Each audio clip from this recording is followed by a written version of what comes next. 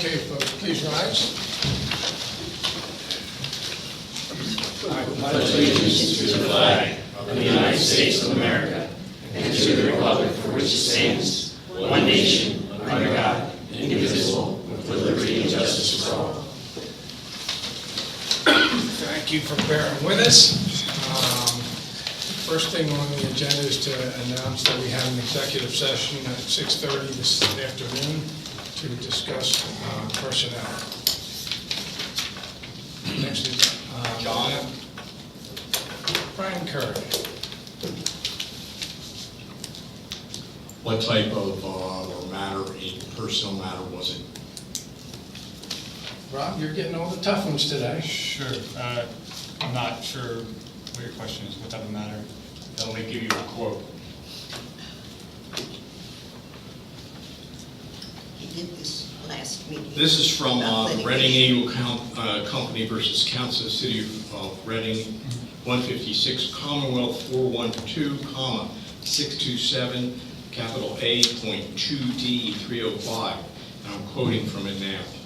In order to effectuate the purpose of the Sunshine Act requirement that reasons for a public's exclusion from an executive session be given so that the public can determine if it's properly being excluded, reasons stated by the public agency must be specific, identifying a real discrete matter that is best addressed in private.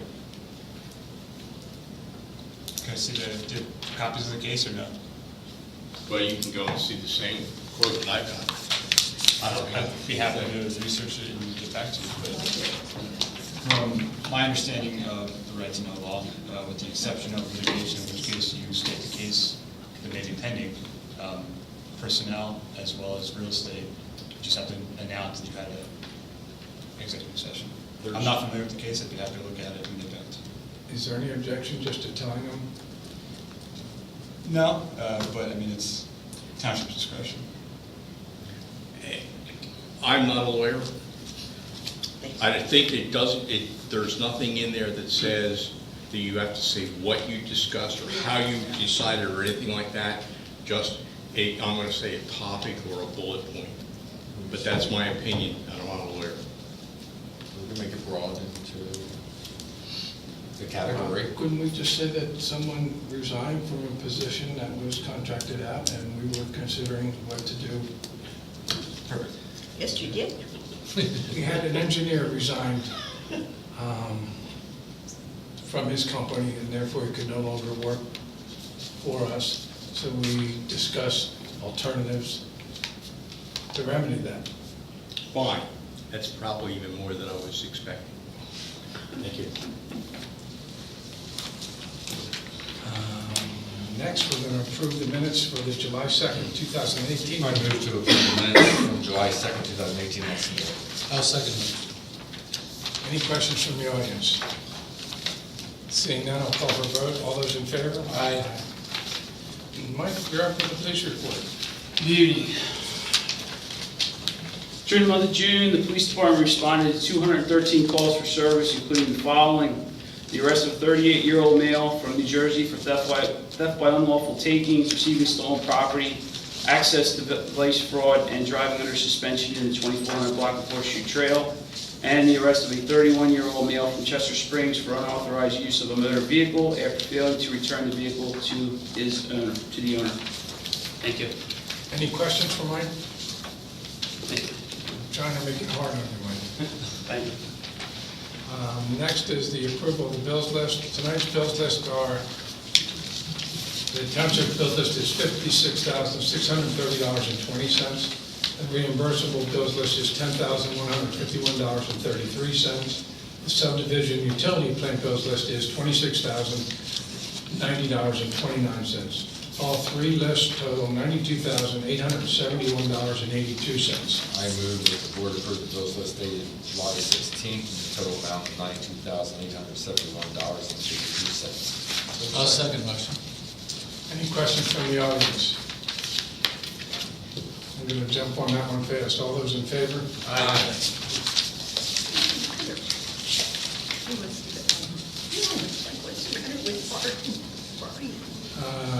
Next, there's no announcements, there's no correspondence. Next, we have a presentation from the Natural Land Preserve Trail Crossing presentation. John, if I may, I have two quick announcements I got. I just said there were no announcements. Yeah. Sure, go ahead. These just haven't, okay. The planning commission for this Thursday, the 19th, is canceled. We'll have business certainly for August. But in lieu of that, we do have our picnic in the park this Thursday also, which is at 6:30 at the gazebo. Yesterday News will be offering that music. And in addition to planning, just in the planning detail, Landscapes 3, the county comprehensive plan at the next Board of Supervisors meeting on August 6th. The planning officials, I believe Brian O'Leary, the section chief, will be here to give a presentation on Landscapes 3. Sarah?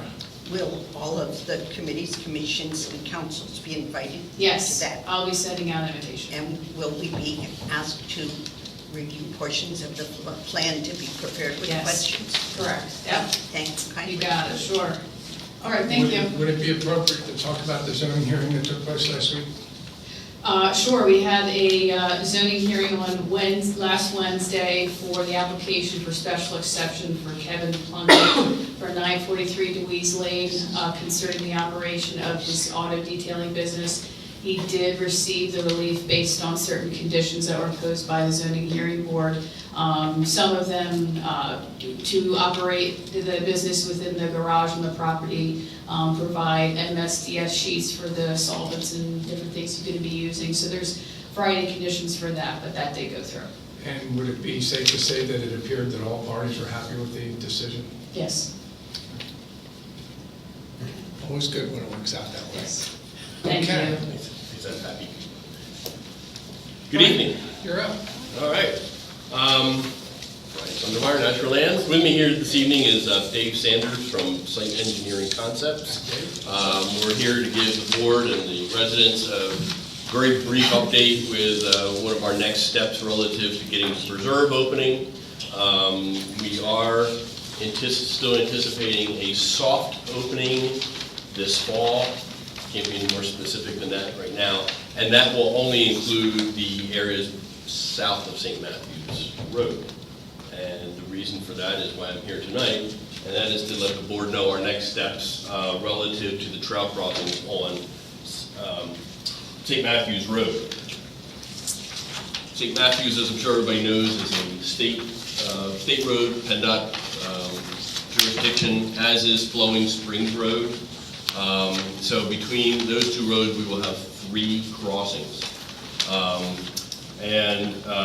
So we have a couple displays here. I hope everyone can see them all right. I can't find our concept plan. It's around here somewhere. We'll find it. This chart shows St. Matthews Road right in front of the Cow Palace. Did you follow?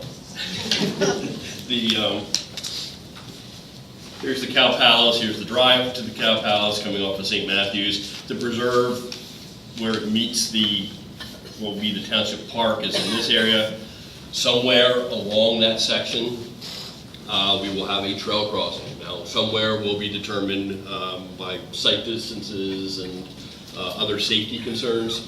The other crossing will be on pretty much right opposite on Flowing Springs Road, where the preserve crosses Flowing Springs. The third crossing is further down St. Matthews, closer to Flint Road. We have a section where the preserve on the south of St. Matthews connects to the north. So right now, all we're saying is our next step is to go to PennDOT to make application for these crossings. We don't know what will be required by them as far as signage, signalization, and anything like that. It's their jurisdiction. They're going to call the shots. The township solicitor has expressed his desire to have us be the applicant to PennDOT. Again, that'll be up to PennDOT as to whether it will allow us to be the applicant or we need to be co-applicants with the township. We just don't know at this point. But I want to bring you up to speed and let you know that that's our next step. That's our intent to go forward. I got a question, Brian. Sure. For the proposed trail crossing, I assume you're going to put an easement close to that property line between the 2 properties there. Which one are you talking about, John? Cow Palaces, the crossing floors, or St. Matthews. Well, okay, so what John's pointing to is,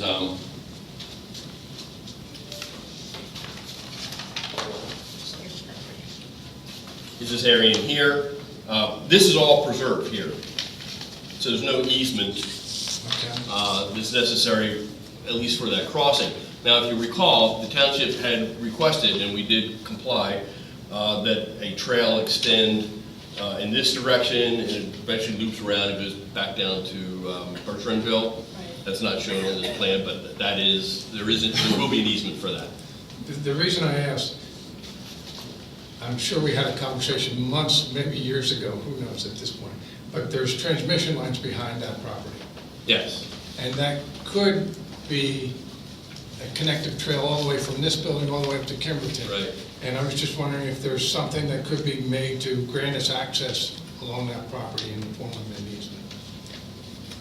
I'm sure there could be, yeah, if we get to that. I may be premature to do that now, but, And, no, I just thought of it today. yeah, oh, you did? Okay. Yeah, I was starting to work and I was wondering whose job I could make it harder today, and I said, you. That's quite all right. I love a challenge. Well, of course, that high-tension easement comes through here. That pole line is basically through here. So our trail will cross that. I think it's closer to where your finger is now, actually, but you could be right. No, that could be wrong, too. But On it- the north side of the farm building, it's to the left of where you're crossing. Yeah, it's right here. It comes up along this lot 6A. Okay. Yeah. It comes this way.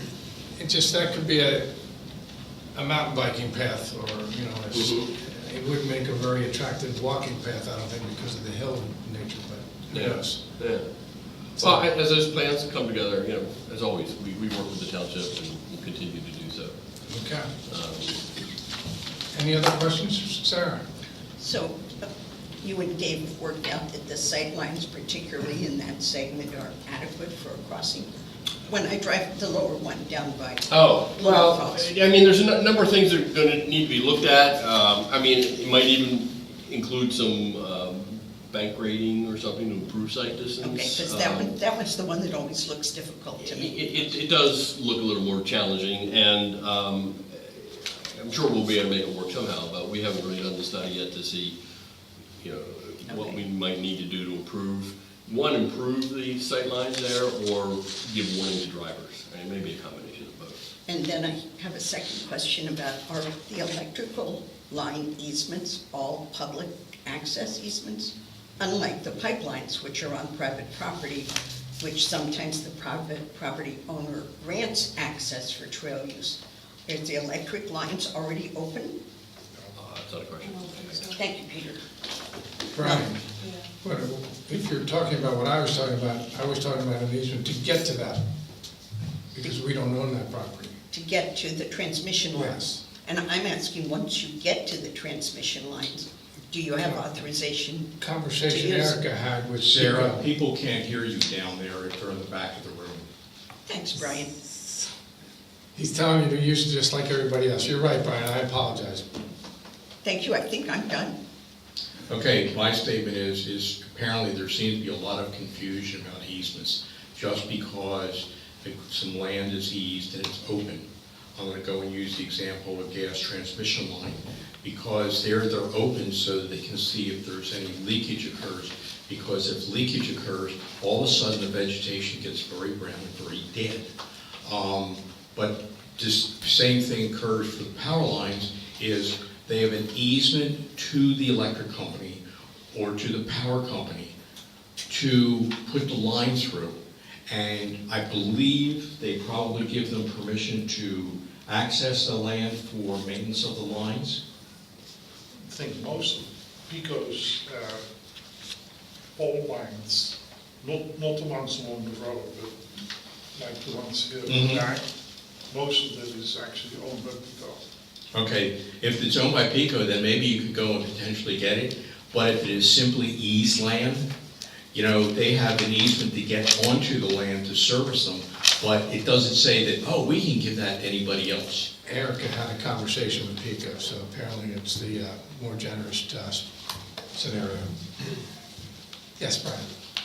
And I have one other thing. The map that you guys are seeing, will that be thrown up onto the website somewhere? It can be. Yeah, it's fine with us. Okay. As long as it's okay. If you want to put a draft on it or something like that, not a problem, whatever works. Thank you. Any other questions for Brian? Gentlemen? I guess the only other thing to say is, we're looking forward to our closing next week. Was that in 2018 or 19, Brian? I forget. Which one would you like, John? Closing, folks, are scheduled for the 26th at 3:30, so that's the good news. Hey. So, we're looking forward to it too, Brian. Good, good. Well, thank you for your time. Well, hold on, Brian. While we have them, while we have you up here. Okay, sure. I'm a member of the Parks and Recs Committee, and we are looking at doing a fireworks opening in September, wondering if there's any issue with Natural Land if we did fireworks, provided it works out with the fireworks company and emergency services and all. If we're able to do that on Brinco, on our side of Brinco Ed, is that any issue? Where you can do it within the park area? Well, that's your, I don't think we'd have any objections to that. I'll certainly run it up the flagpole, but, Okay, and that would be, I guess, also for their supervisors to consider for us. yeah, I mean, it'll be fully be your property by then.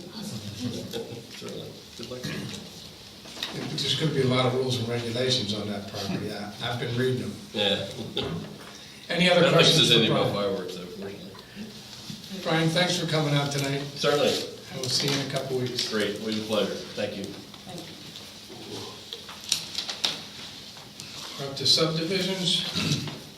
We're up to Old Ridge Farm subdivision, 1414 Bertrand Road, extension request. I move to approve the subdivision extension request for the Old Ridge Farm subdivision, 1414 Bertrand Road for 1 year through September 21st, 2019. Is there a second? Bernie's not in agreement with this, I will second it. I open the floor for discussion. I couldn't hear what you were saying. And I Yes. represent the Neffs who own the property. A motion was made to make the grant a subdivision request for 1 year. Okay. And Bernie did not second it. I therefore figure he has an opinion on this. I did second it to keep it open for discussion. So gentlemen, have at it. What do you think, Mike? I'm okay with the 1 year extension. Bernie? And is that not at all to extend it, or? Not at all. Okay. And the reasoning behind that? I just feel that 30 years is enough. And there a was lot of- nobody here for the township that was here in 2013, correct? No. So we don't know why the board at that point unanimously agreed to extend it, or the previous 3 other ones besides that. There must have been a reason for it, I don't, Why must there be a reason? Well, And why because they must did that it. reason affect this board? Pardon?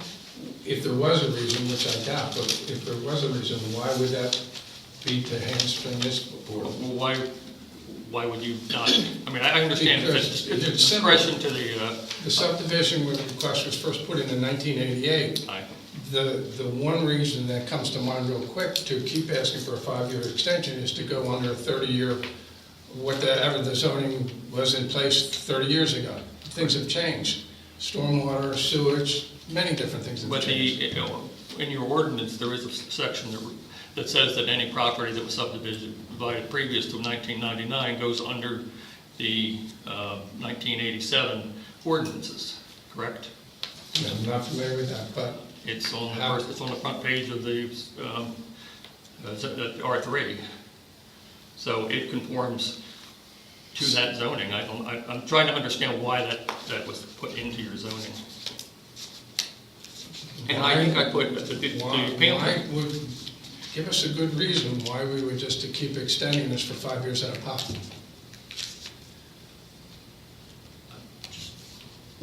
I don't know. Honestly, but the way your ordinance reads, it said that, and that was when I spoke to your solicitor earlier, that's what he said, that, doesn't get the zoning, but when I read your zoning for R3, and it comes to subdivisions that were approved prior to 1999, it says that they would go by Article F, which is the bulk usage, and that's what the subdivision was predicated on to begin with. So That's the curious bulk why use. that was there. That's the bulk use, but how about all the other restrictions like stormwater and sewage and? Well, it's all, I mean, it's 2.5, it's over 2.5 acre lots to 5.5 acre lots, so they would all. Probably fine, right? They would all, yeah, it's all fine. The stormwater is, it ties, there's a pond there, it ties into the pond. I don't really see where, that the engineer would be majorly different now than it was at that time. That's just my opinion on the subject. And See, without reading it, I would have to take your word for it, and trust me, I don't doubt you, but the zoning code can be very confusing and. oh, absolutely, because I continue to Particular read ours. it. But I had sent you or delivered a package with my request for extension, which had all of the, the zoning that had to do with that, along with, photos of the property, the subdivision, and all that. Do you have those? Yeah, we have Yes. everything. Because that's, I do believe that section of the ordinance was in that packet. Could someone summarize the subdivision for us? How many acres, how many parcels, things like that? I mean, we're asking for something before we have. The property itself, the overall property is 63 acres. Okay, there is a 9 acre, 13 acre, and a 39 acre parcel. The 39 acre parcel has a 12 lot subdivision on it. The only building on the property right now is a renovated barn. The other two properties are eased to allow for the subdivision. That subdivision goes, the lots end up going back to Jane Lane. The whole property does, but that, Let me take the floor back, Rob. pardon? I'm talking to our solicitor, but I'd like you to hear this. Rob, if we voted on a 1-year extension, there's nothing stopping in 12 months that this same applicant could come in and ask for a 5-year extension, correct? Correct. So that would buy us the time we need to sort things out. Any other comments from the audience? I have a question. Yes. If you were to not extend it, would you then need to deny it? Would we then not what? You would Deny need what? The subdivision. No, he could Or submit it's his an plan. approved It's subdivision. approved subdivision, so he could Okay. go forward. It's just not. Right. And that subdivision at this point ends, or the 5 years ends in September. So And you're not prepared to do any action on the site before September? I represent the owners. The owners are not interested in doing anything with it. He's trying to basically protect his investment from the beginning. He's not looking to develop it. He just would just like to have it in place, and as part of his investment, he paid for it in the beginning, and he would, he'd be interested in continuing to. It's under 319 at the moment. And just as a curiosity, is this the owner who tore down the other structures? Or was that somebody else? Just curiosity. The other structures? The old house. The old and house, yes. Tenant house that was there. Yes, because they renovated the barn, and the barn is now a residence, quasi-residence, and yes, the house was in very bad shape, so. It was a wonderful house. Okay. But it still wasn't, Thank you. Let me take it back. Gentlemen, you've heard some arguments for and against. Hold on a second, John. Yes, Brian. I've been standing here quietly. But you didn't have your hand raised. I thought you were. I'm standing. If I'm standing, be ready. Okay. The thing that I have is, this is an approved subdivision? yes, Okay, when was it approved? in 1989. 89? 1989? Yes. Okay, well before my time. Thank you. And I've been associated with that property for the last 23 years, so. Okay, thank you. Thank you. Gentlemen, do you want to go around one more time for comments and thoughts? I'd like to hear them. Bernie, you want to go first? Quite frankly, I just think that they've been given a gift for all this period of time, and they need to do something. A lot changes, and they're still dealing with the good graces of 30 years ago. You might be forcing earlier development by constricting it to 1 year than if you let it go for 5 years. It's a good point. And my feeling is the 1-year extension will give us time to review with zoning what actually is allowed and what are we extending. Because from what he's saying, it's not going to change anything. And if that's true, then the extensions don't mean anything. Okay. Okay. All right, thank you for your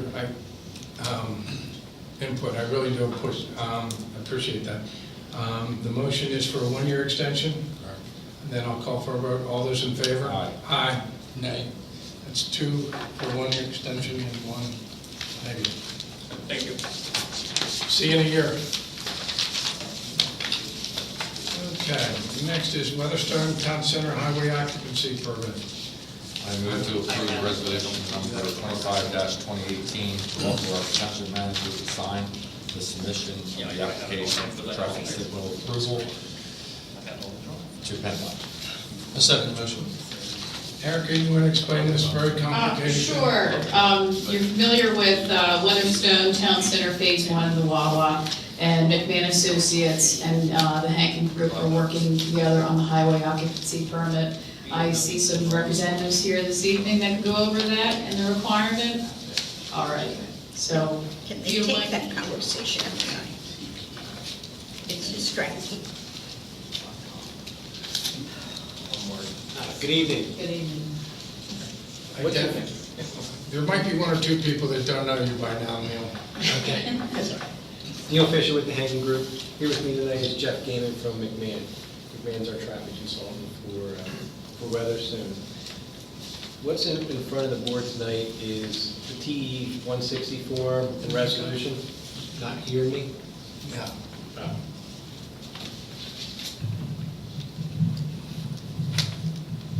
Thank you. I feel like I should sing and dance now. Okay, please do. And the show's Trust free me, tonight, you folks. guys definitely don't want to see that. So the TE 160 form, basically what it is the municipality owns traffic signal, right? So the form in the resolution is a way of PennDOT verifying that the township's aware that the signal is going to be modified as part of the highway occupancy permit. The signal, so basically what we're doing is at the intersection of 401 and 100, so there's going to be another lane installed along Route 100. So what that does is that pushes the traffic signal further into our site. So we're going to have to relocate that one mast arm and extend it so that so that the signal heads align with the travel lanes. And who, I assume that's PennDOT's idea.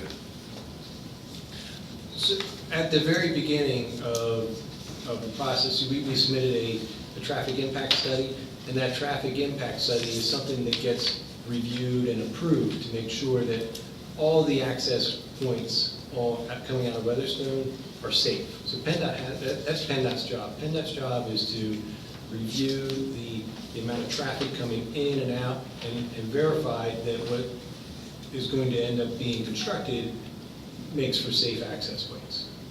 So there's access points, and then there's the traffic signal realignment. Make sense? Yeah, but my point is, it's driven by PennDOT to a large extent. It is, sure. It's not a whim of the Hankin Group No. to do this. No. No, we keep the signal where it is. That was my point. Yes. Okay. Because you're bearing the cost. Yes, we are. And that signal is tied I into... tried to put the curb going, no, I'm kidding. That signal is tied into traffic signals down in Upper Euclid, is it not? Not monitoring that now. You It's know, not tied that's in not yet, right? Not yet. We're tracking the counts. We have the switch there that Upper Euclid Township can monitor at this point. We're going to be discussing that data here very shortly and looking at the capability of making some changes to help the traffic flow. So, That is actually a great thing. Yeah. The interconnection, so that you're talking to Upper Euclid to help control the traffic and the volume of traffic that's coming through. It's even better, it was put in at the cost of Upper Yukon. I think they received a grant. I'm not 100% sure, but. Okay. Any questions for Neil? And you read the motion for the resolution. And I'll call for a vote. All those in favor? Aye. Thank you, Neil. You get to go home early. Thank you guys very much. Have a good night. We noticed you didn't want to come alone tonight. You brought us. I wasn't sure I was going to make it. I was stuck in Philadelphia, and you never know about 76. All right. So, thanks again. Thank you.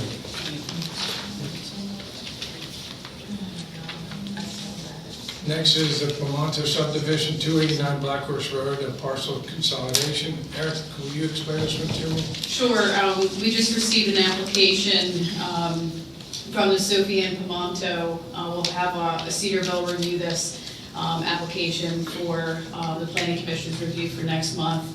This is a lot consolidation of a few acres from this property to another parcel, part of it Upper Yukon Township, part of it West Vincent. So this will just go through review, and if you would acknowledge receipt, it'll start the clock for the MPC review process. Do we need a vote on the acknowledgement? No. Who would like to acknowledge that we received this? So acknowledged. Okay, thank you. Is that good enough, Ron? That's good enough. Old business, I'm showing that there's none, so we're going to go to new business, appoint police contract collective bargaining committee. I move to appoint township manager and Mike Schneider to the police contract collective bargaining committee. Can you do that? I don't know. Rob? Bernie, you should probably make the motion. Yeah. I make the motion to appoint the township manager and Mike Schneider to the police contract collective bargaining committee. I'll second that motion. Any comments from the audience? Seeing Brian Kerr.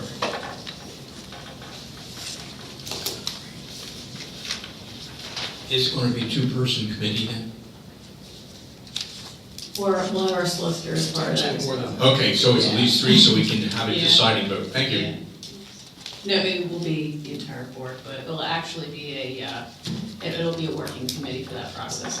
So, And if things go the way it's planned, we'll be briefed on it all the way along. That's because it is personnel issues. Of course, we may not tell you what the personnel issue is. Anyway, just kidding, Brian. Next, I would have to vote. we have to vote on. All those in favor? Aye. Aye. Abstain, I guess. That's fine. You can vote on it. I can't vote. Yeah, you know the guy best. Okay, that was two with one respect. okay.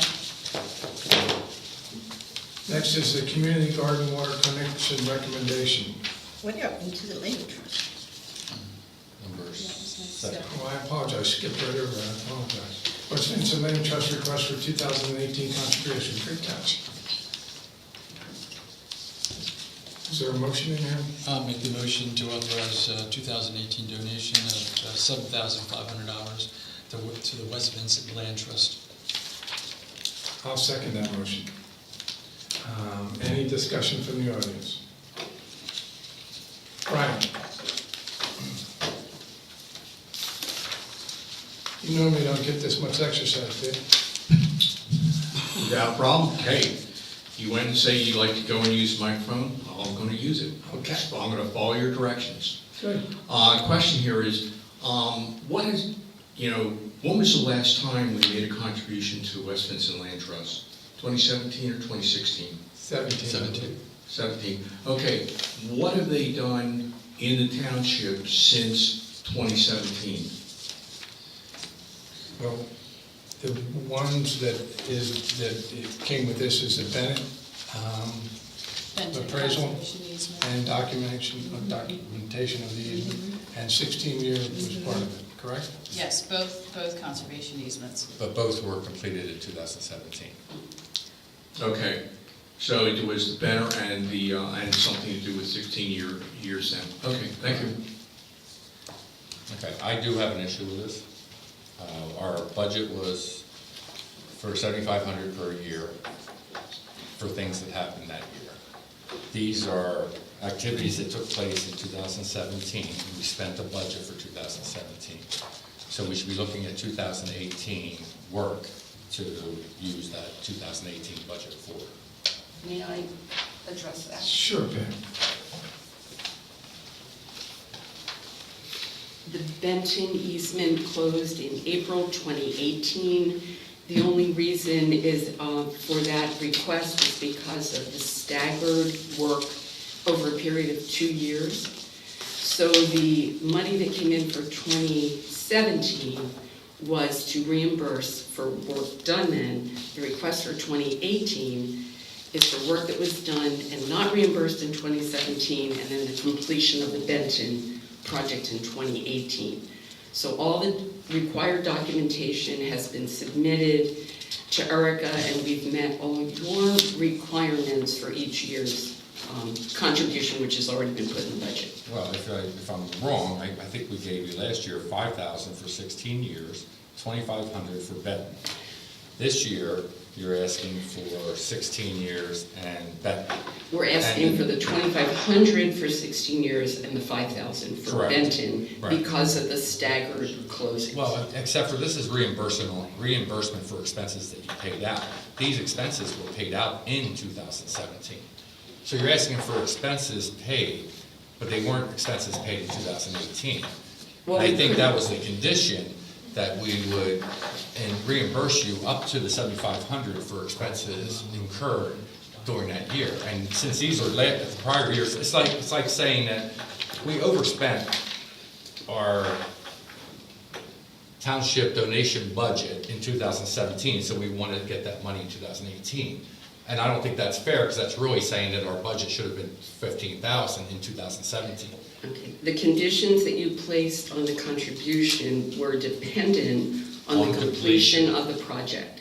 So I couldn't provide a recorded easement until that was No, done. and that's correct, but you did pay out expenses in 2017. You paid 16 years, $5,000, and you paid Benton, you're paying French and Pickering these amounts. You're paying them $5,000, so you did expense. That's why it's a request for a reimbursement. Exactly, but it's 2017, not 18. Well, the You 18 spent the is money. because that one started in 16 and it took 2 years to complete it. So yeah, I understand your reasoning, but we also have ours. So the request is in and up for vote, so thank you. That's fine.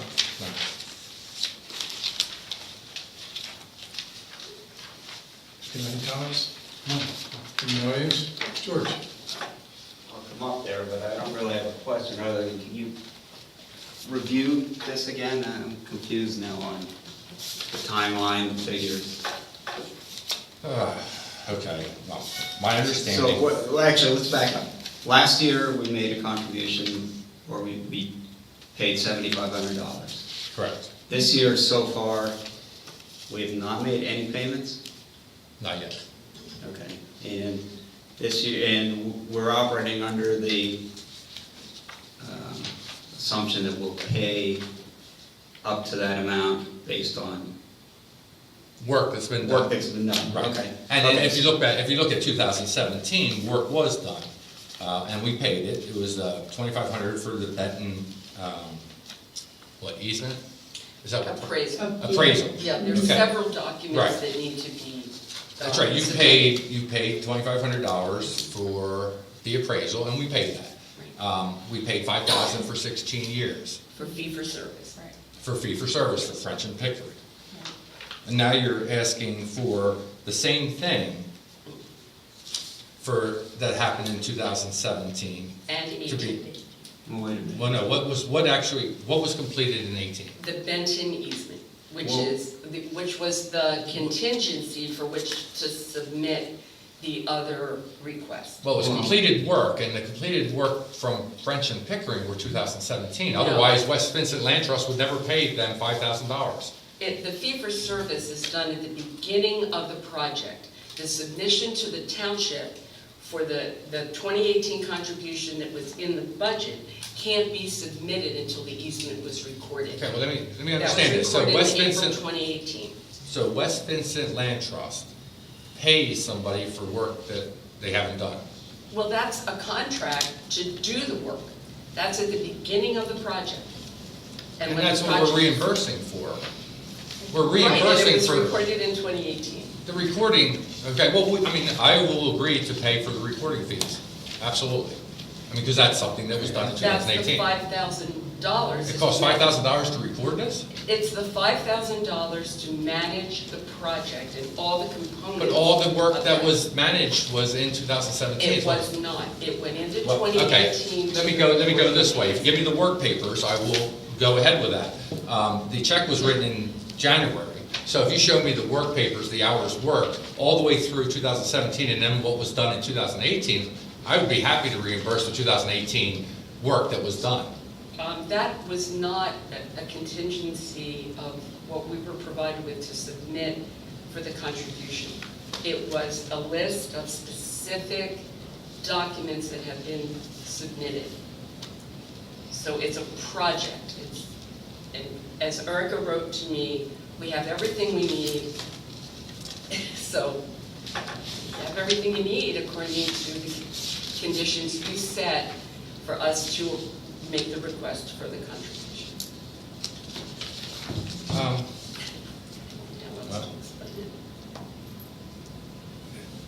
I have, I'm still pretty fuzzy on. sorry, George, I'm sorry, you're up.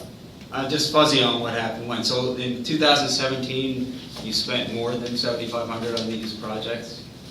Or exactly 7,500? It was over a period of almost 2 years to get Benton done. We are only submitting for work that was done In 18? in 18, which was Benton, but then there was still the carryover of the 16 years appraisal, which was paid, and we're asking for that So reimbursement. the total for 16 years is 5,000? The total for 16 years is 2,500. The total for Benton is 5,000 because the easement was recorded in 2018. let me ask you a question, and on the appraisal for Can I 16 break it a years... second, Mike? Could we have all the speakers at the microphones? Sorry, Pam. Oh, sure, Brian. Well, that's all right, I'm done. I just want to understand what Let's was see. spent what year, and What you're was either in the- a deficit last year, or you spent all the money last year, and this year you... We were in a deficit last year for that because of the way that projects were staggered. Okay, so you're billing this year for what you... One accrued cost from last year that wasn't reimbursed. So how do you get up to exactly 7,500? Because it was $5,000 for the Benton fee-for-service for the recording of the easement this year. $2,500 was paid to an appraiser for 16 years, which had not been reimbursed. So we're putting in for the 2018 contribution for those two costs.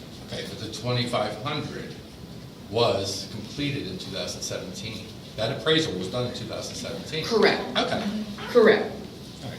So that's above what we as a township agreed to reimburse. No, you reimbursed exactly what we submitted for in 2017, which did not include that appraisal. Right, but it's for completed work, and just like you It said, was completed work. completed It was because- completed in 2017, not 2018. I give up. I think what he's saying, Pam, if you did 10 properties, you might have spent $20,000, but...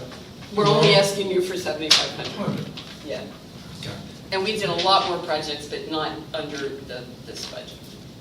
Do you have any more questions? No. Okay, I have one. There's a real simple solution to fix this going forward, and that's if we agree tonight to make a $7,500 contribution mid-year next year to French and Pick and be done with it. Once an annual contribution to them. Well, that would be fine. And we're paying out, I mean, this is through the facilitation, the whole, so Brian can understand. That's right. The whole point of this with West Vincent Land Trust facilitating these easements, it's so that there's no out-of-pocket cost to a township resident who wants to ease their land. So any money that comes in through a donation is put into a fund to help landowners protect their land without any out-of-pocket, except a stewardship donation. That's the process that you are helping to fund, and that's the only thing that the township money is used for. That said, a worthy cause, but as we saw under 16 years, they also got grant money or whatever, so that's one reason why I don't think the citizens should pay for the appraisal and all that stuff if they're getting grant money to further their cause. Understood. Anyway, Okay, thank you. we ready? Any last comments? Ernie? No. Mike? John, you have a question here? Yeah, I'm sorry. I'm still confused because I'm following Mike on this, and it sounds, and the 16-year did happen in 2017. So was the budget overspent in 2017, and they're looking for, because, you know, we have the $7,500 earmarked, is that, it doesn't make sense to me, Mike, I'm kind of following what That you're is thinking. correct. I mean, they spent 10,000 instead of It's not 7,500. correct. No, it's not. It is. The appraisal was done in 2017, which went above the $7,500. They're Right, asking this- for the- reimbursement of the Yeah, 16-year didn't $2,500. happen in 2018, it happened in 2017, so how can an appraisal that you guys voted on, I believe like last April in 2017, that appraisal was in when you voted originally, and then it took months to settle, but that appraisal was done. That It is was, it correct. was complete, so I'm, you know, it's not making a whole lot of sense to me either. Thank you. Sarah? I'm not going to get into anyone else's confusion. Historically, West Vincent has donated $7,500 annually to the West Vincent Land Trust in respect for and in support of the land conservation and trail work and good open space stewardship that the land trust, that the township benefits by. In this case, you all have a specific request for a specific amount of money, but if you were to look back into history, you will see that this was part of keeping a small nonprofit organization that was contributing to the township viable to help township residents. So it's, I guess my other question is for Rob, is it really the business of the township to supervise the business of nonprofits? It seems to me that... Sarah, No, if you it's want to not. push that, we can vote no, and that would settle the issue. Thank you, John. So, any other comments from the audience?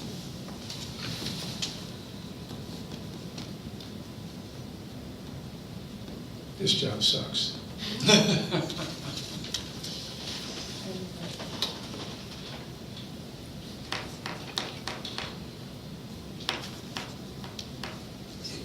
All right. It's not going to help me much, Harriet. Just want to say that Land Trust, West Vincent Land Trust is funded by many people in the township as well as the township official. So you're not giving, a lot of people are giving to it because we find it very important. I think Mike's point on that would be so bad. More, Well, no, I mean, that's fine. In 2014, West Vincent donation amounted 94% of West Vincent's income. 2015, 38%. 2016, 33%. 2016, revenue was 22.5, with one person receiving 67% of that revenue. A deposit of $15,000 was made on 12/15/2016, or 200% of the revenue for that year. So, yes, you could say there's other donations, and there are, but they're very small compared to the West Vincent donations. Okay, and if you look at the history of West Vincent Land Trust, you'll see certain years, not much work was done, but they were expending close to $20,000 a year. But no appraisals, no easements, nothing was done during those years. Okay, now, and I know there's going to be slow years and heavy years, I understand that. And that's why we came up with the $7,500 annual budget for work that's completed. And that's all. We didn't just want to give money to an organization that wasn't producing anything. Doesn't make sense. So there was work completed for this 7,500. Yes, apparently, yes, completed. The $5,000 was completed. The $2,500 was completed the prior year. So, I mean, if anything. But it was still work completed, it wasn't like. No, but we can't do that, because then you could always say that, let's say that they did 40 appraisals. So they're at, $80-some thousand. So for the next 10 years, they could just keep claiming that $7,500. And if you're in agreement with that, that's fine. I don't believe that that would be correct. You can't overspend your donation or your contribution. If you do, that's fine, that's on them, and they have the money to, do that if they choose to. Now, the $5,000, you could argue that that was completed in 2018, like Pam said. The $2,500 was completed in 2017. George? Yeah, what I'd like you to do, regardless of how you vote, is come up with the exact, you're reimbursing for something. Come up with the exact deliverable date and the amount of the billing, so there's no vagary on when. If they have a contract to do an appraisal, when they pay for the contract, that would be, I would consider the year that it's spent. Is that? When they spend the money is Is when that it's right? spent. Well, it's contingent on when the project closes, but the. So you don't pay until the project closes?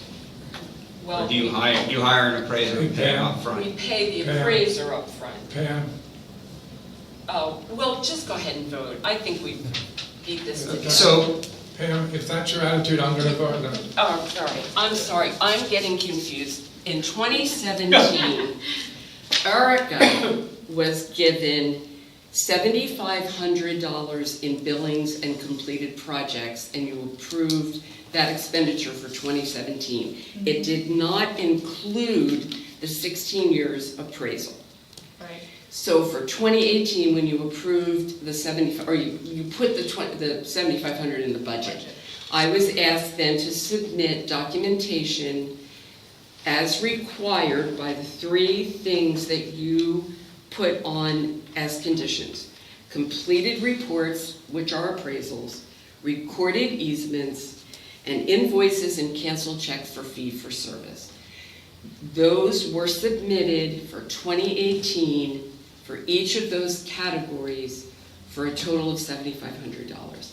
The fact that the one appraisal for 16 years had not been submitted and the easement was recorded at the end of the year, in our thinking, that was a legitimate submission to come in for the 2018 donation. Let me ask you a question. If you submitted that invoice for 16 years appraisal in 2017, were you done the $2,500?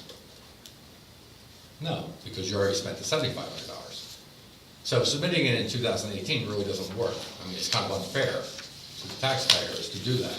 I mean, yeah, it's fine that you did what you did, but you have your own money. It's not like you can't afford the $2,500 appraisal. So I don't think it's right to, just because you overspent our portion, to put it in the next year. That's my thought. Now, and my thought for future would be this. I think you should make a request to the township if we're interested in any appraisal or yield study. Hey, Westminster, are you interested in helping fund this? Before you even start the project. I think that would be the simplest. That way we know what we're going to be presented with. that we get everything out of the way up front. Yeah, we get everything out of the way Eliminate up all front. the confusion. Well, I understand, and this is an entirely different process than has been historically done. Right. So the donation from 1998 had been on the township books as an annual donation. The new part of this is the conditions fairly set by the board that we feel we've met. In 2017, because I don't have them right in my brain, that were submitted to Erica, may clear up any confusion because we were able to document those expenses that were requested and paid out of the 2017 That's right. contribution. No, well, there's And no it's argument not, there. we're not doing double asking. No, you're not doing Yeah, double. yeah. It's just that the expense for the 16-year appraisal was in 2017, not 2018. Okay, That's all. understood. Okay. So, I mean, again, you're right about the 5,000 being a 2018 completed project. I would like to change it, of course, for prior approval, something that we're interested in.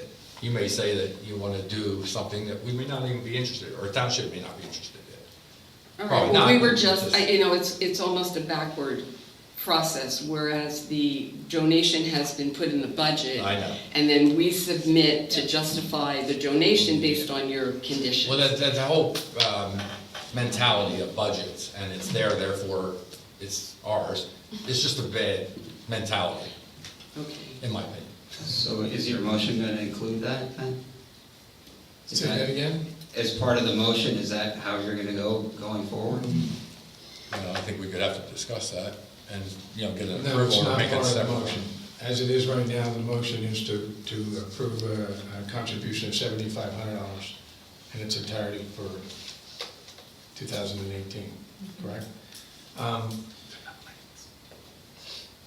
In interest, well, let's vote on that and get that out of the way. You can be seated, but don't go away. I'm not going anywhere. Okay. Thank you, sir. All those in favor of the $7,500 payment, say aye. Aye. No. No. It's 2 noes and an aye. I'm really hamstrung on this. I'm gonna make a motion, and I'll explain it after the motion, to reimburse West Vincent Land Trust $5,000 for work that's done. And I'm gonna leave it there, and then I'm gonna add something later. Is there a second? Second. Wait a minute. How can you add after? There's a motion on the floor. No, wait, this is a separate motion. This is a new motion, Brian. But you just said that you've got a motion that you're going to vote on, but then you're going to add something to it later on. Maybe a second. Another Another motion. motion, Brian, please sit Another down. motion. Now I'm confused. We have a motion for $5,000, and I want to open that for discussion. Ernie, I'm fine. Mike, Based on the rules, I'm fine. okay. You have a second? Second. Is there one second? Did I second? Ernie Well, second. anyway, second. Now we have a second. My thought process was the 250 or 2,500. We can come in at a later date if I can make up my mind which way to go, because I think you're both right, to be honest with you. John? I don't know whether it makes any difference, but at the last meeting, we approved this $100,000 donation to the Williams Corner Fire Company.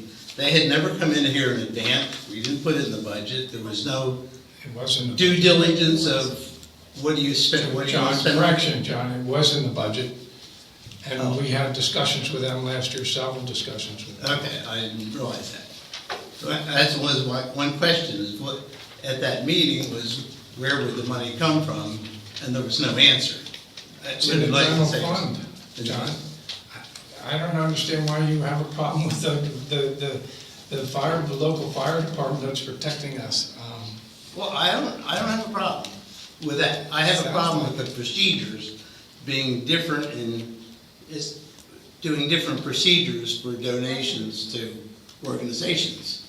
Well, I think the. I was an officer in that fire company for 15 years. One of the founding officers of it. I don't have anything against that. And I know they need money. But $100,000 was for a fire truck. Yes. Okay, for a purpose. A $600,000 It's for a purpose. Yes. Well, the land trust money is for a purpose. Yeah, they came to us with a purpose first and asked for the money for that purpose. Okay. And that's where I'm trying to get to. I like that process. You have a project that you want to get some funding for, explain the project to us. And they did, the fire company did, a truck. And I would like to see the same thing. Okay. George? What did you just vote? What did you just vote on previously? Well, we just made a motion. No, the prior vote was for a contribution to the West Lansing. No, but it was voted down. It failed. It was Oh, it failed. failed? Oh, okay, I missed that.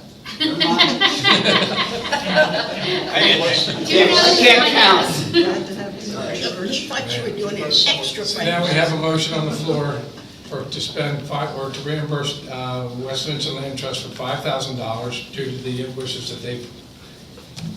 for expenses that they presented. So, all those in favor? Aye. Aye. That's 3 ayes and no nays. This is where my thought process went. We can't do this every year. It just seems to me that if we made it simple and made a contribution mid-year in the tune of $7,500 to Friendship Pick, we're accomplishing the same thing.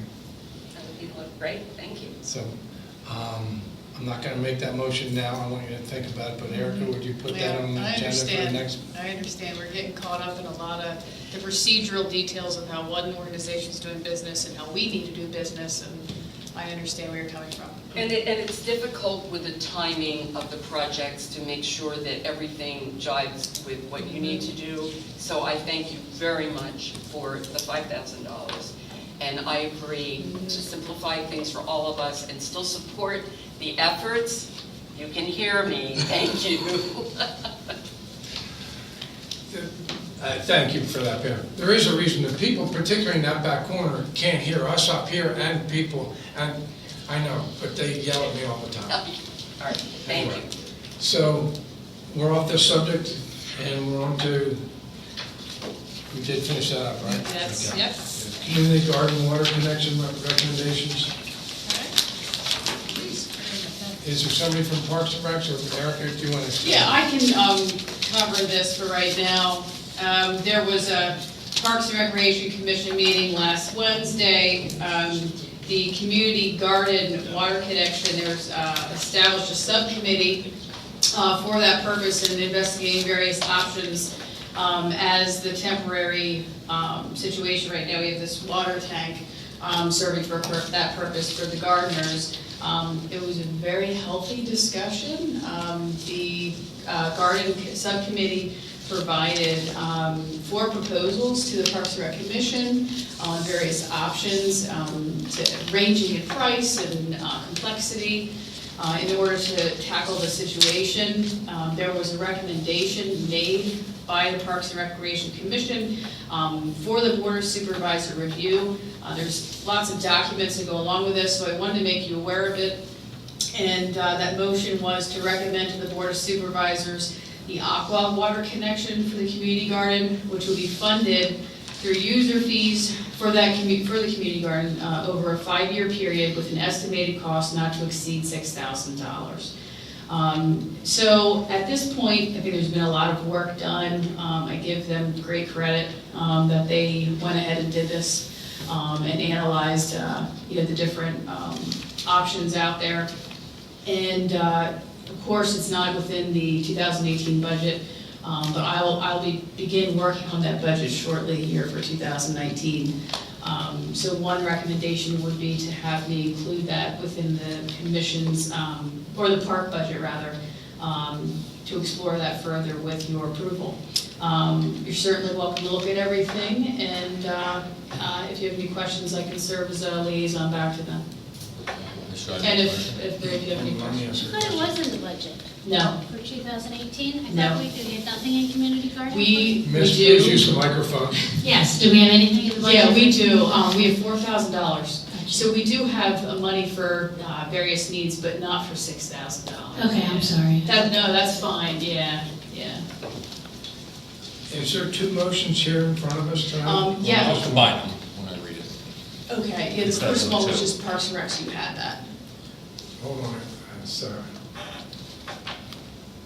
Yeah, the first one's the motion from the committee, and then the second is for consideration by I you. have a comment on that. Sure. Go ahead, Sarah.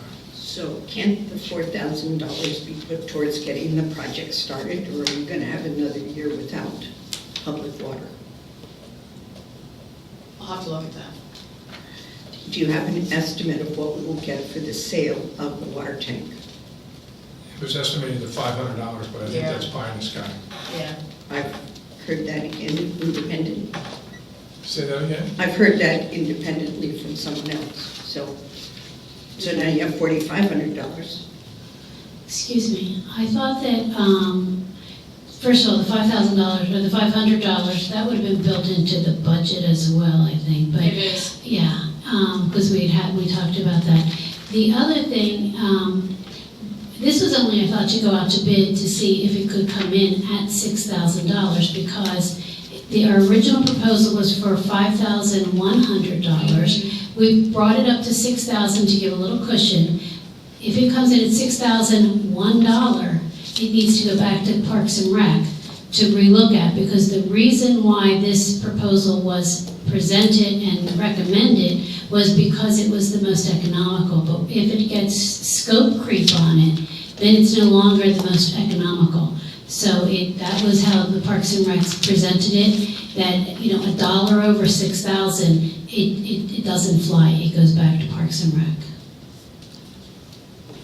I'll make a motion. Or the supervisors could show their autonomous judgment. True. We don't even know what we're discussing yet because the motion had not been made. Sorry, I just heard it. I move to recommend the Board of Supervisors the Aqua Water connection for the community garden, which would be funded through user fees over a 5-year period with the estimated cost not to exceed $6,000, and to give the township manager the approval to put that connection amount into the budget, into 2019 budget. Yeah. Is there a second? I'll second. Brian? By golly, he noticed me when I was standing here without me saying a word. The thing is, I'm very impressed by what Park and Rec did, because when this connection was initially proposed, there was a $12,000 price tag on it, and that they've done really, I'm going to say, it sounds like a lot of back work, because I wasn't in most of that meeting, that to go and investigate what the real costs were and talk to Concord and get a real good number out of it. I'm very impressed with the work that Park and Rec did. I know you were there, and I was there for a little longer than you were, Brian, but I was also impressed with the passion that some of the participants voiced their opinions on. It was good to see in their work, although I still think that this $6,000 is a long shot, but that's just me. Anyway, Sarah.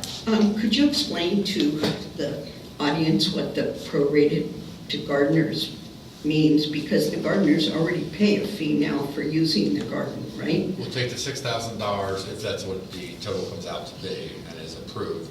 Whatever that amount is, it's a capital cost, so we'll take the $6,000, we'll divide it by 5 to get the yearly cost, and then divide by the number of plots sold to get, or the average number of plots that are sold in any given year. So let's say 27, and that will be the increase to the people that have a plot. So it doesn't matter the size of the plot or the Well, rent sure, of it the would plot be- or it would anything be- like that? Yes, it would. Okay, and so, It'd be percentage. given your theory, if it came in at 6,001, you would just divide that by 27 plots. No. Well, again, they said in the motion it was not to exceed 6,000, so if it does exceed. But you guys are in charge. Yes, we could, yes, absolutely. Right, okay, just checking.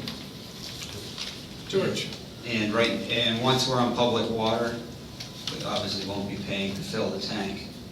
But is the rate for the public water per gallon higher, lower, comparable to filling the Lower. tank?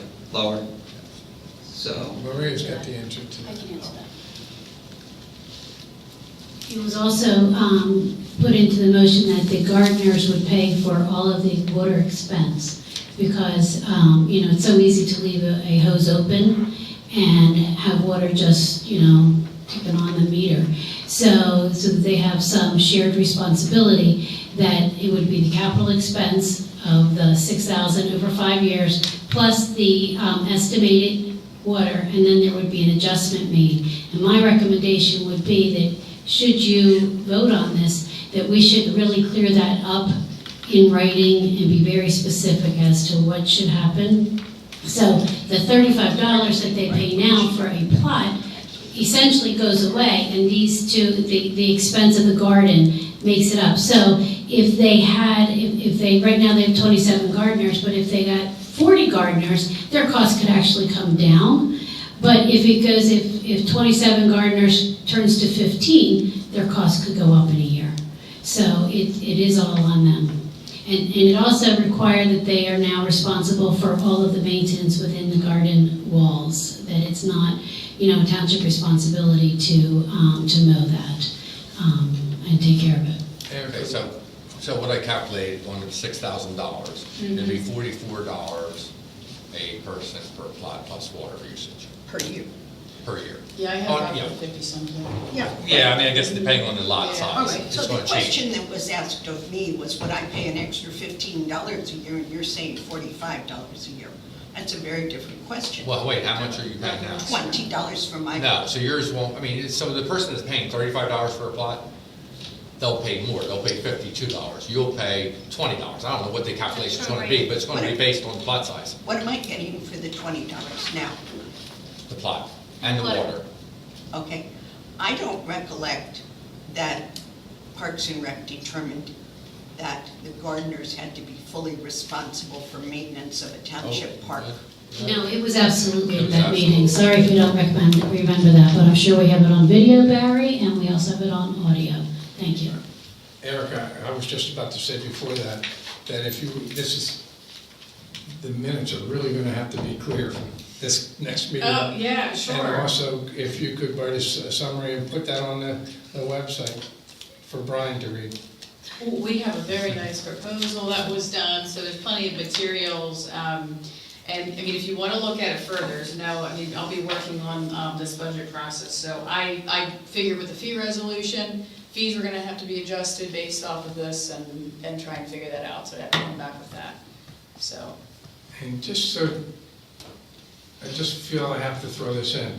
I've been a supervisor for the whole talk and the beginning of the community garden, and I was assured it was only going to be $10,000, and it's way over that.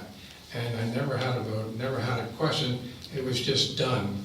I don't know who did it, but it wasn't done by all the supervisors, so it was done anyway. So that's why I've been against the water thing and just leave the tank in its place. But I'm granted this is a great solution. I hope it works, and I want to move forward. So, Well, it's a great solution because it also helps the homeowners that live by it. yes. One more question, and this might be dumb I coming at think this Yvonne point. was first. Sorry, George has the. Oh, I apologize. She's been up there for 5 minutes. I'm so sorry. Standing here. I'm so sorry. Excuse me, and I have not been in all of the discussion, but I have a couple of questions for you. It is my understanding that this is a township park. No, it's a community garden. So it is not a park. It wouldn't be a park in my mind, no. Okay, I thought it was classified as one, that's why I'm asking this question. I think man is semantics, Yeah, I think it's a man. but it's, Well, if I'm being asked, and I am one of the gardeners, okay? And if I'm being asked to pay for the usage of a township park, I have some questions about that. I don't see people paying to use the fields. And I agree with you they 100%. Township do residents pay a don't. fee. Residents don't though. I agree with you The 100%. teams But pay a fee. if we do designate it as a park, then anyone's allowed in that garden. Kids are allowed to ride bikes, do anything they want. It's an Mike, open they're park. already in there. No, yeah, family members. No. Barry and Maria both reported on having walked around the garden. They're treating it like a Okay, park. well, we could open up as a real park. Sarah, that's not true. And you know it. They've been in to inspect it, not to take a hike. Now, be real. Okay. But But I mean, serious. again, if it is designated as a park, there will be some problems for the gardeners. And I don't think that would be anything anybody wants. Didn't understand how it was designated, so that's part of why I'm And even, asking. But your argument's great. even in parks, we're allowed to make rules for each individual park. Is that I- correct? And Yes. there's a whole, I think, 2 pages of rules for the gardeners. And Which, remember what I just said, I approved as a supervisor an expenditure of $10,000 for that park. We're over 30 now, and it never got my approval, and I was on the board. okay, I do not know the background. So, I'm just trying to understand and asking questions about this, because it just somehow doesn't seem right to me that the gardeners have to pay all of the expenses that are Well, involved because it's an with this. exclusive use. It's not inclusive, it's exclusive. And that's the thing, it's your plot. yours. You get to use it and only you, or whoever you designate. You paid for something that's only yours. So that's the difference between the park and the community garden.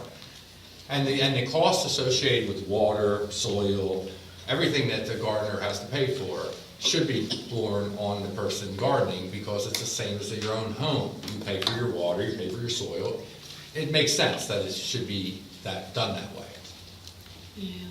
Community. It also goes with the premise of the purpose of a community garden. And a community garden, by definition, is that the gardeners take care of that. And that's how it happens anywhere else. That a community garden is so that the gardeners become a community. It's not like you're going to have a Frisbee game in the garden. And I'm sure you would not be real thrilled if a bunch of children decided to ride their bikes through your garden. All of a sudden it would be, that's my garden. And in the Parks and Rec meeting, there were quite a number of gardeners represented. And when they spoke about the garden, it was about my garden. My garden, I don't want to have, we recommended that there should be a dog park in the upper part, because your garden, that community garden, is so large, it's well overbuilt. It's by about 50% overbuilt to what the 4 years of community use has been, because you've averaged 27 plots. And I think that it can hold maybe closer to 50 to 60 plots there.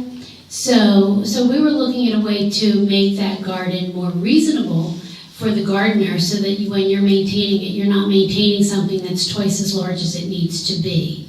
And the gardener said, no, we don't want that. We don't want dogs in our garden. I don't want dogs in my garden. So it became a my, not an our. And so it's only an hour when we don't want to pay. Why should we pay for that? Well, you're using water that is now an expensive commodity, because water has a meter on it, and you know, maybe people in West Vincent aren't real used to having metered water.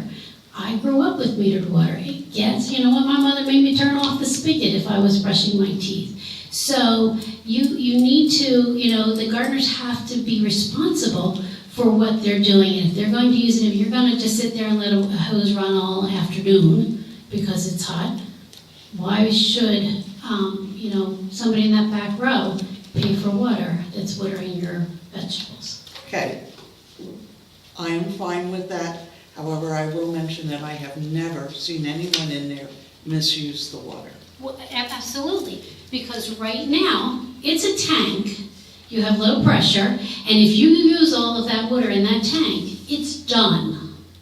If you are hooked up to Aqua and you're using water, it's now at a high pressure, and it's very easy, very, very easy when you're watering to be distracted or whatever and have an open hose. Very easy. But when you know that you have 500 gallons that needs to go for that whole community, you're going to be much more responsible.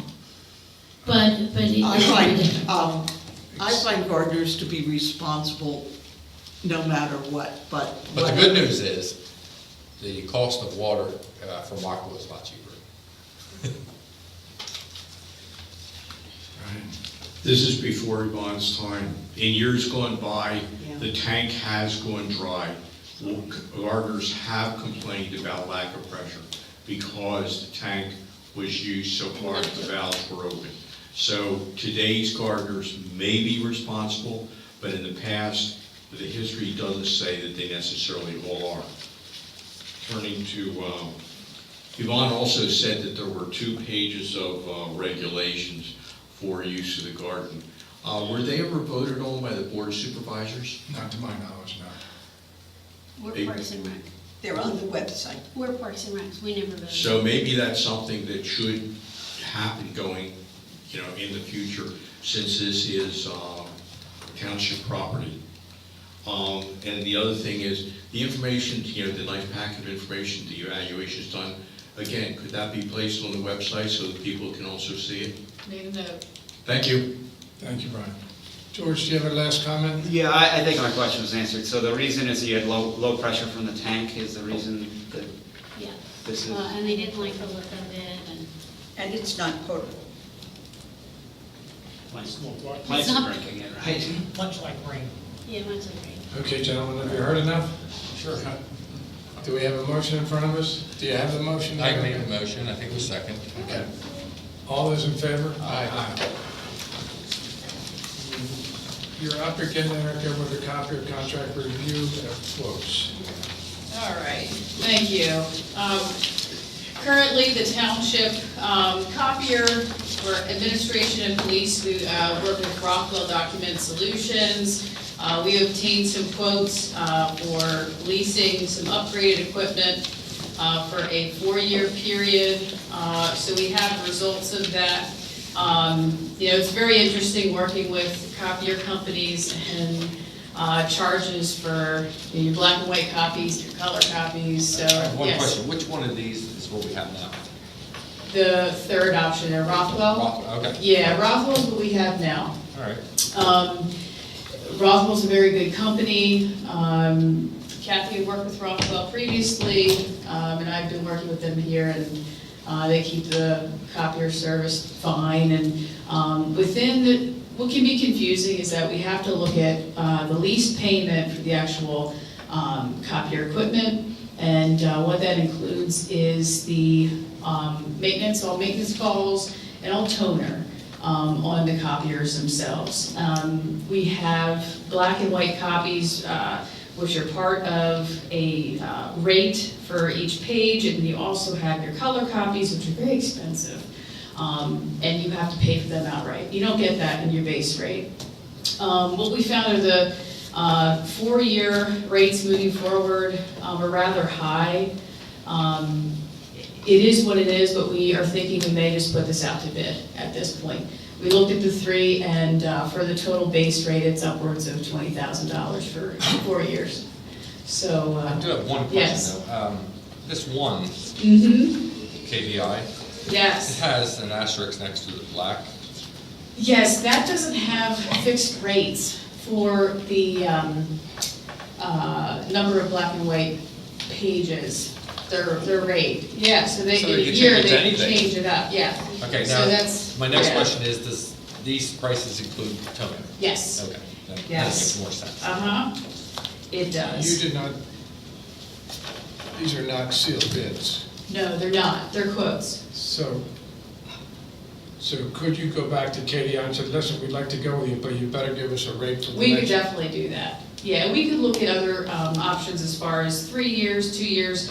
We're on the month-to-month right now. We could even I hate to say it because Rockwell's been waiting to see how we were working out with things, but that's, done fine all month to month. But we wanted to try and get this wrapped up, but we also, are looking at all those And options. Brenda, Yeah. the copier, have you seen the copier that they're The proposing? Linear copier is very similar to what we have in the model. It's a newer version with a touchscreen panel that's upgraded. It will look different, so just a... Is it they're- large enough to take care of our needs? Oh, yeah. Not over? Did you want to add anything, Kathy? It's both copiers, the police and You're gonna have to the, speak up, they can't hear you. We're gonna start making you use. Kathy handled this project, so... it is both copiers. It's for the police copier and the administration copier are what these prices are for. Right, and the next question I have is, have you priced out purchasing a copier or a printer? Yeah. Printer and scanner. Similar copier as what's presented is around $10,000 to buy outright. Okay. And then my concern is the maintenance calls, just because you need it to work, so that's the only thing, the reliability of, we would have to outsource that portion out. So it kind of, Well, let me ask you a Yeah. second question. Do you have records of maintenance calls? oh, yeah. And how often do you think? And how old is this? Once every few months, but it kind of happens sporadically. It depends on if Sure. it needs to be cleaned and that kind of thing, which is included. Okay. So we'd have to go back. But knowing it's covered, you just want it to get working. I mean, that's sort of the kind of the situation you get in with copiers. Well, I just don't have any experience with copiers, Yeah. but printers, Well, they never, Sure. they never fail, so, I mean, Yeah. my printers I've had for 15 years. That's good, yeah. I mean, as long as you change the toner. and Oh, stuff yeah. like that. Oh, yeah. And Well, then the that's maintenance great. when the freezer goes. Right, right. So, yeah, we had, in looking at a 4-year, 5-year, the more time that you commit to somebody, the less, they reduce the cost for that. But it still, gets to a pretty big commitment over that period of time. So this is the work that we've done thus far. We can certainly go back and say, hey, sharpen your pencil on this a little bit. Okay, this average monthly savings based on what we're paying now. Yes, correct. We pay $254 a month for the actual leasing of the equipment, plus the charges that fluctuate based on the color usage and overages for the black and white copies. So the 407, the lowest one in front of us is a little higher than what you're currently paying. Right. Like a little higher, like $15? Yeah, it's within dollars, yeah. My suggestion, if you like that, is it for the same copier or is it different copiers? For Rothwell, it's the same model, or it's the same, it's an upgrade, sorry. Kathy's been helping me with this, so. What I'm getting at is if you can, I'd go back to Pelican, because the reason that I'm not gonna jump on this is with the unknown quantity. I know. So if they can give you a known quantity, and it still makes them in first Yep. place, then let's go, that would be my opinion. Okay, all right. Mine would be to look into similar copiers or printers and scanning possibilities, and just see what that price is. Okay. And see what on the color, what the yield is and the cost of the cartridges. Okay. And then see about the maintenance. All right. Yeah, because I bet you our computer people will probably do maintenance. Okay. I can do some more analysis. I concur with both. Okay. Come back. This is a technical issue, additional to it is, back in the day, I'm gonna show my age a bit, one time if you wanted 20 copies of something through a machine, it would scan your document 20 times. They don't do that anymore. They scan it once, it's stored on a hard drive, and then the hard drive is used to drive the output devices making the copies. The data on that hard drive stays there. When you lose or the lease runs out on that machine and it goes away, the hard drive goes with it, or the data storage device goes with it, unless you specifically require that you're holding onto it, and then you have somebody with a hammer and whack the heck out of it. I hear you. But that's something, it's a data security thing of modern copiers. So we don't have to take any action on this, No, gentlemen? we'll come back. I just have a stupid question. Go up there, like everybody else. Stupid questions into the microphone. Just a stupid question. Are you getting muni rates? Do you get muni rates on? Oh, on your yeah. loans? Okay. Oh, yeah, we make Just wanted sure to make that we get, yes. It's cost per copy's my old world, so. Oh, good, thank you, yeah. Yes, we do. We say, what's that CoStar's number? Okay, unless there's something else, we're gonna move on to public comment on non-agenda items. Just one. Go ahead. I'm coming to the microphone.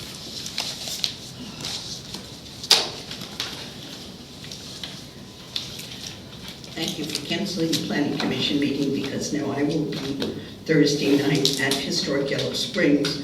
The Town Tours and Village Walks topic of the week is Industry Rebels Women's at Yellow Springs. And I had been asked to volunteer there, and I said I couldn't because there was a planning commission meeting. So now I can go, but I encourage you, registration is at 5:30. It will be an interesting program.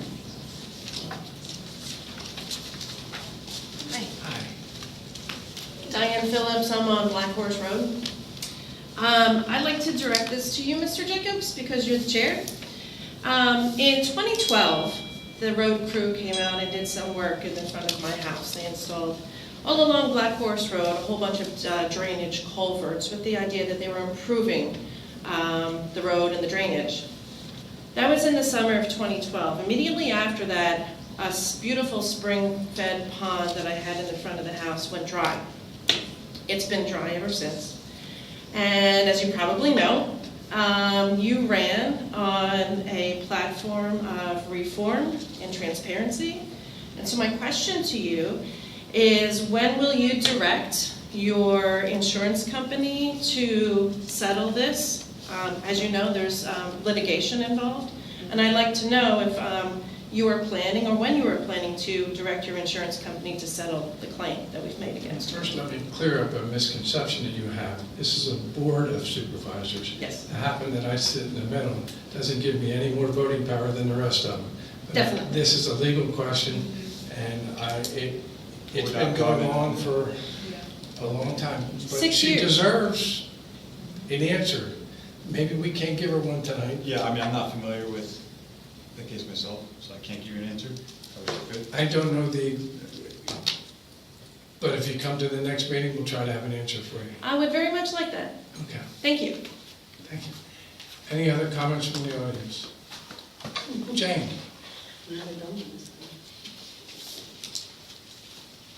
Other side of Black Horse Road.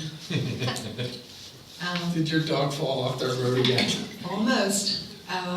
We do, and when we get a significant amount of rain, we have water just laying in our lovely swales now. It doesn't drain? Does not drain, it just How lays much there. water are we talking about? A couple inches maybe. Certain All spots the will way down to retain. Route 100? Not all the way down, just certain areas will retain. So there's low spots. Eric, you're gonna have to send a road crew out, but you're gonna have to do it on a rainy day, obviously. Oh, after a rainy day. Well, and it's not just that. Can we get them filled in, and, because now you're having, where the pipes go under driveways, I noticed you're having some crumbling of the road around there, where it's kind of sloped down. It was not done very well, and the swales. The engineer looked at it previously and commented on it. Not that we could do much at the time, but during a rain event, we can look at it and take a look at that. You know, anywhere there's water laying is not a good thing. It's not a good thing. No, I know that. Mosquitoes everywhere. But if there's improvements, Erica, that can be made, if long-term improvements, could you get an engineer to look at that? Sure. And then my other problem is still with the speeding. Is what? Speeding, which I've brought up before. Did we buy those? We did. One or two of them? Two. We have two, I don't see the chief. They're on order. Okay. Okay, yeah, we have, devices that will, The flashing? yes, the traffic, flashing traffic, units. Because that's not gonna So- solve the issue, but No, it we usually don't. helps. Yeah. I think it would help because the way the signs are placed, I don't think a lot of people even realize it's 25 mile an hour zone. Yeah, well, when we, It should be were 20. looking at that purchase. Your side's 20, my side's 25. Oh, you're on that? Yeah. That's why I said other side of Blackbird. You're on the good side, she's on the bad side. Yeah, I'm on the freeway. Yeah, that location They came speed on up. my side, Because they're doing around 50 miles an hour down there. Yeah, Don't let yeah. them pave it. So could you get one put up? Oh, yeah, I'll talk with the chief. Yeah. Thank you. Brian Curry. Now, Jane, don't come back complaining about the blinking lights, though. I told the police officers they could sit in my driveway, I don't care, just do Hey, something. the real question is Ruger going to have an athletic fit with the flashing lights? And fall into the swale again. This is Black Horse Road again, but the other end, not even my end. There are trenches alongside of the road from the high water, high rain we had. The road crew came out and put down some gravel in the middle of the road, but not in the trenches. And the trenches occur because, this is the second time that I'm aware of it, that they put fines in them, you get high flows, and all the fine material goes along, and then flows into the storm drains, which get clogged up again, which means that we have another project to I follow you. go and pull them out again. And I'm not gonna go and make any comments about the original design on that one. But the other thing is the materials that they put down.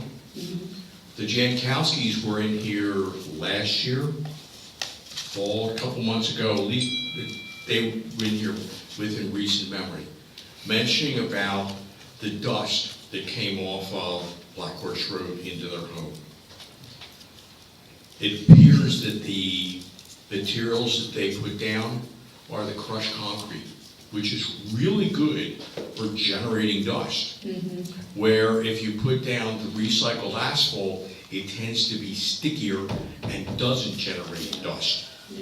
So between when they came in here and talked about dust from the road, we've had the road crew out there and putting down crushed concrete with lots of dust.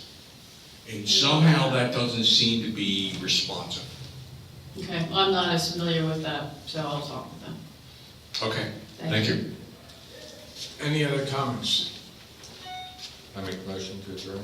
Well, that was quick. Is there a second? I'll second it. All those in favor? Aye. Thank you for coming out tonight. Oh, adjourn.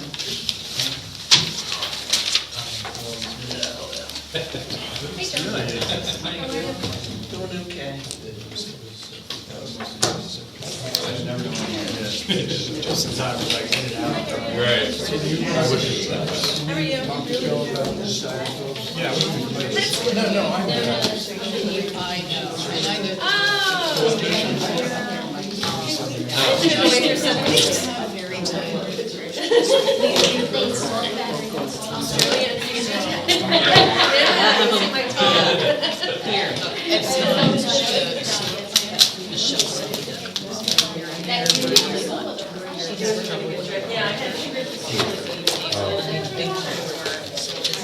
So, she wanted to be aware that this is.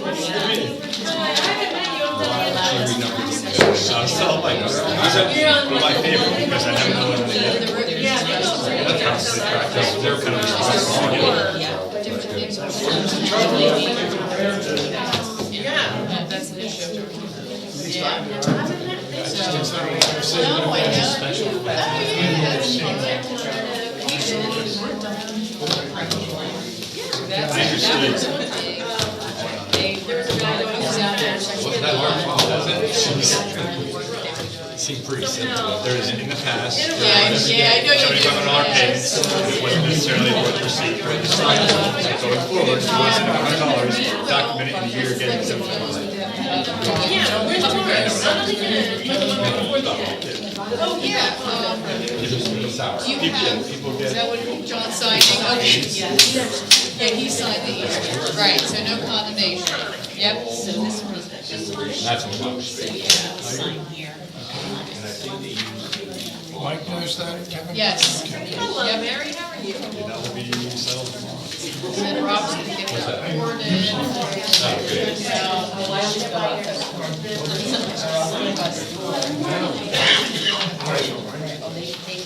Yeah, we had a lot last time.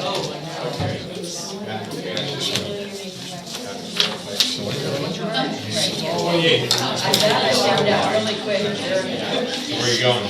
Honeymoon. Riviera Maya. Right? Oh, good. Where are you staying? The Royals.